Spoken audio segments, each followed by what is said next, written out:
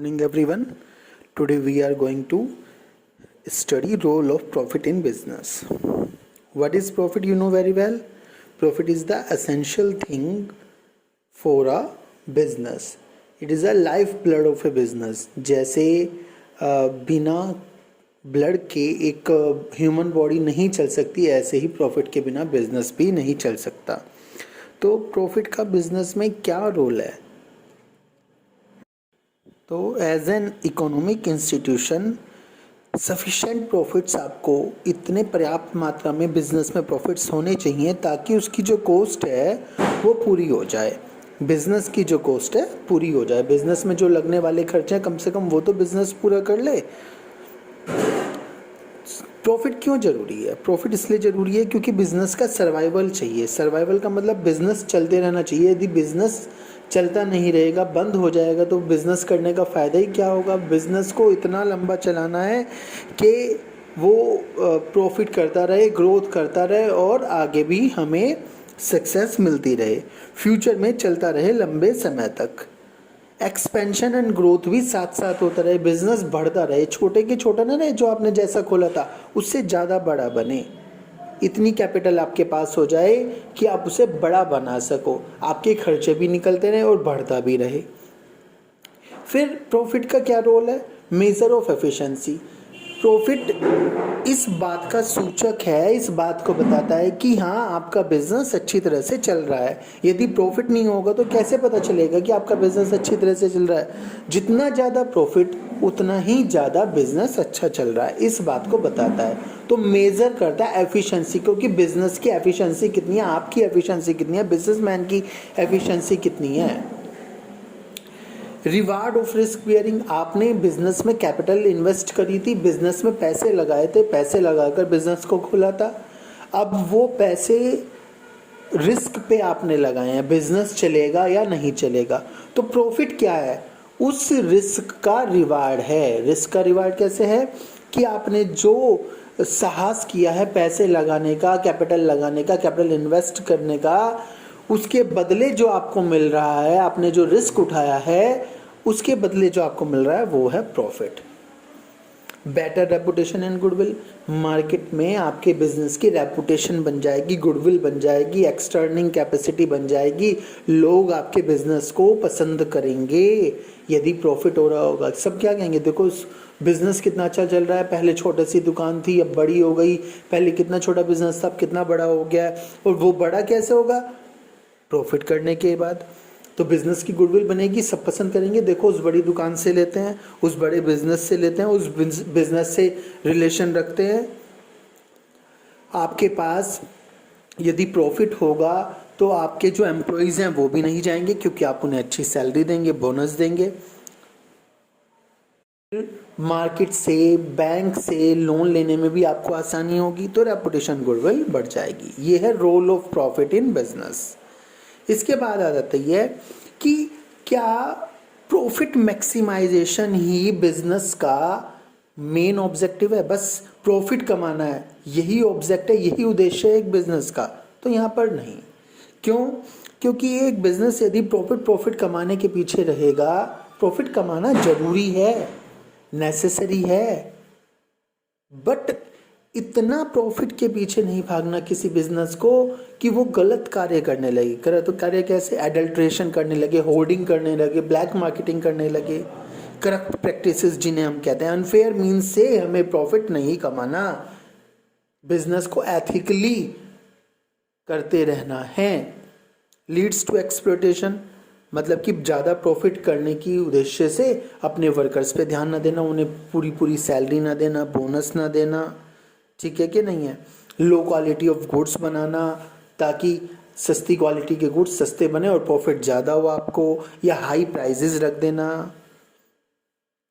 Goods की high prices रखने से क्या होगा? लोग उसे खरीदेंगे नहीं, आपको ही नुकसान होगा उस बात का. प्रॉफिट के पीछे ज़्यादा भागने से क्या होगा? आप सोशल रेस्पॉन्सिबिलिटी के बारे में भूल जाएंगे. हमने सोशल रेस्पॉन्सिबिलिटी पढ़ी थी बिजनेस की, उन सब के बारे में भूल जाएंगे. तो ऐसा नहीं करना है. तो प्रॉफिट मैक्सिमाइजेशन ही बिजनेस का एकमात्र ऑब्जेक्टिव नहीं होता है, बिजनेस के मल्टीपल ऑब्जेक्टिव्स होते हैं. Now we are going to read business risk. What is business risk? Possibility of inadequate profits or even losses. Possibility of inadequate profits मतलब कि रिस्क ये है बिजनेस में प्रॉफिट होगा या नहीं होगा, जितना हम प्रॉफिट चाहते हैं उतना प्रॉफिट प्राप्त होगा या नहीं होगा, कहीं ऐसा तो नहीं कि लॉस ही हो जाएगा। ये क्या है? बिजनेस रिस्क है। बिजनेस में अनएक्सपेक्टेड है, अनसर्टेनिटी है, फ्यूचर में क्या होने वाला है नो वन कैन से, कोई कुछ भी नहीं बता सकता। तो यही अनसर्टेनिटी, यही अनएक्सपेक्टेड इवेंट्स बिजनेस रिस्क हैं। आपने बिजनेस खोला कि मैं बिजनेस को अच्छा चलाऊंगा, ऐसे चलाऊंगा, वैसे चलाऊंगा, और बिजनेस नहीं चला, वो क्या है? बिजनेस रिस्क है। तो बिजनेस में हमेशा पॉसिबिलिटी बनी रहती है कि कहीं लॉस ना हो जाए। आपने कोई पर्टिकुलर गुड्स बेचने शुरू करे और मार्केट से उसका फैशन खत्म हो जाए, लोग उसे पसंद ना करें, ये क्या है? बिजनेस रिस्क है। लोगों का टेस्ट प्रेफरेंस उस गुड्स की तरफ से जो आप बेचने हैं हट जाए, वही क्या है? बिजनेस रिस्क है। आपने बिजनेस खोला, आप अकेले थे, तभी आपके साथ और कंपटीशन आ गया, थोड़े समय बाद कंपटीशन आने से आपकी सेल डिक्रीज हो गई, वो क्या है? बिजनेस रिस्क है। बिजनेसमैन चाहे तो कुछ रिस्क को कंट्रोल कर सकता है, बट कुछ रिस्क ऐसे होते हैं जो उसके हाथ से बाहर होते हैं। तो दो तरह के रिस्क होते हैं, स्पेकुलेटिव रिस्क और प्योर रिस्क। स्पेकुलेटिव रिस्क वो होते हैं जिसमें फायदा भी हो सकता है और नुकसान भी हो सकता है, gain as well as loss, कुछ भी हो सकता है, दोनों पॉसिबिलिटी इन्वॉल्व हैं उसमें।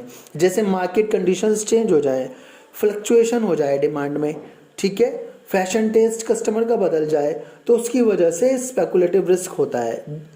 अभी अभी कोरोना चल रहा है, कोरोना की वजह से किराना की दुकान बहुत ज़्यादा चल रही है, लोगों ने स्टॉक लगाना शुरू कर दिया है घर पे। अब घर पे स्टॉक लगाना शुरू कर दिया है तो क्या है? किराना की दुकान का सामान बिक रहा है और रेट्स भी ज़्यादा हो गए हैं, तो प्रॉफिट हो रहा है, ठीक है कि नहीं है? और ऐसे ही कुछ विशेष परिस्थिति में लॉस भी हो सकता है उन्हें। लोग पसंद करना उनके सामान को लोग पसंद करना बंद कर दें तो क्या हो जाएगा? लॉस हो जाएगा। और प्योर रिस्क क्या होता है? स्पेकुलेटिव रिस्क तो ये था, प्योर रिस्क क्या होता है? प्योर रिस्क होता है जैसे चोरी हो जाना, आग लग जाना, ये सब क्या होते हैं? प्योर रिस्क होते हैं, ठीक है। इनमें लॉस ही होगा। स्पेकुलेटिव रिस्क में प्रॉफिट भी हो सकता था, लॉस भी हो सकता था, बट प्योर रिस्क में हमेशा लॉस ही होगा। बिजनेस रिस्क में ही हम पढ़ेंगे nature of business risk. Nature of business risk मतलब कि characteristics of business risk.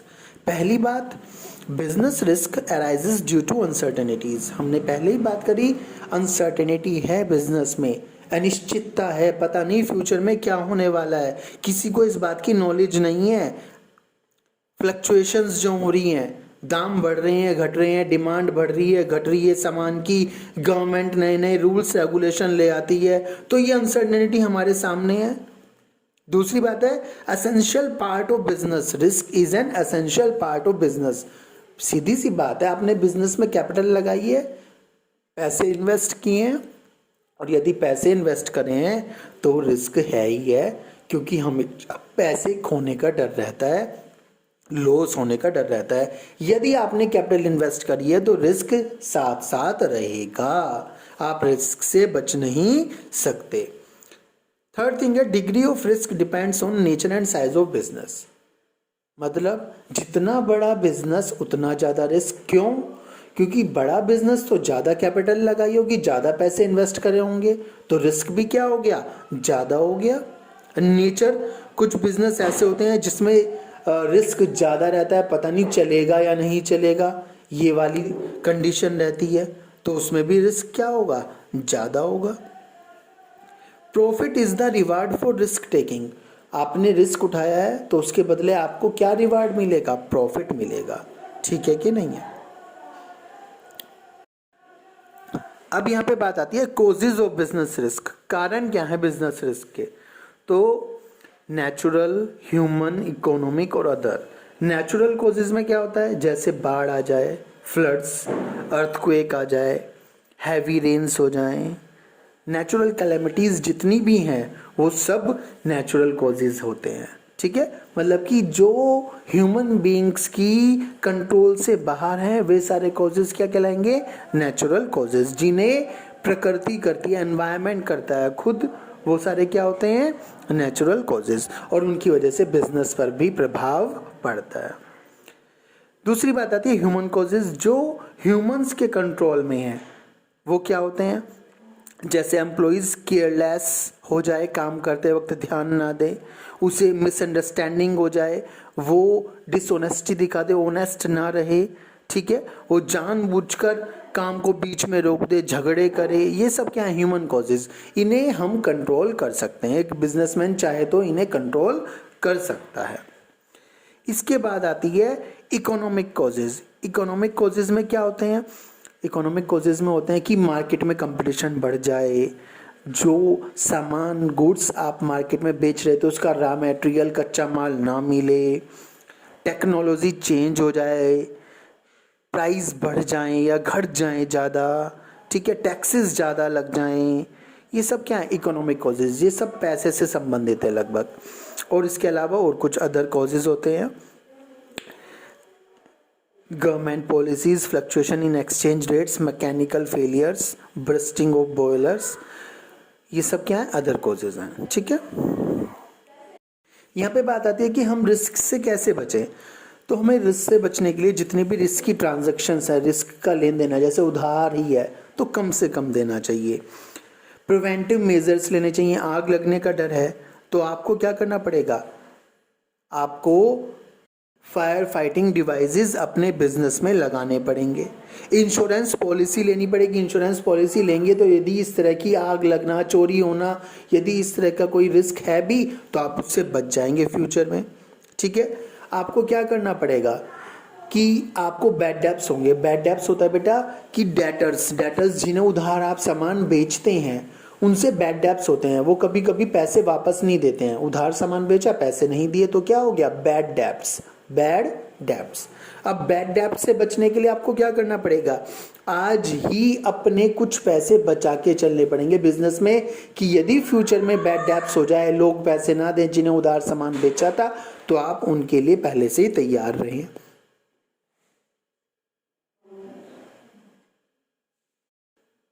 Share risk with other enterprises, इसमें कार्टेल काम करता है। कार्टेल का मतलब ग्रुप बना लेते हैं कुछ ऑर्गेनाइजेशंस, सारे बिजनेसमैन आपस में बैठ के ग्रुप बना लेते हैं कि यदि किसी को एक को लॉस होगा तो बाकी सभी उस लॉस को पूरा करेंगे। Sharing risk with other enterprises. तो आज का ये सारा का सारा आपको रीड करना है, रिवाइज करना है और अपनी फेयर कॉपी में नोट्स बनाने हैं, ठीक है। Thank you.